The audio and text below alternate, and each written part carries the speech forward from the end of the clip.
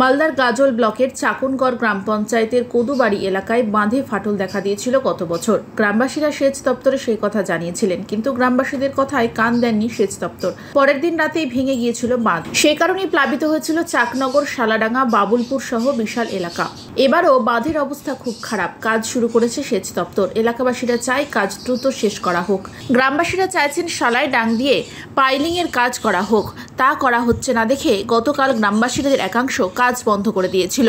আজ ব্লক দপ্তর থেকে অফিসাররা এসে তদারকি শুরু করে। গাজল ব্লক বিপর্যয় ব্যবস্থাপন দপ্তরের আধিকারিক সৌরভ দত্ত জানিয়েছেন, এখানে বাঁধের বেশ কিছুটা অংশ ক্ষতিগ্রস্ত হয়েছিল। এবার ক্ষতি হওয়ার আশঙ্কা দেখা দিয়েছে। গ্রামবাসীদের কাছ থেকে অভিযোগ পাওয়ার পর সেচ দপ্তর উপযুক্ত ব্যবস্থা গ্রহণ করেছে। জোর কদমে চলছে বাঁধ মেরামতের কাজ। তা সত্ত্বেও আতঙ্কে রয়েছেন গ্রামবাসীরা।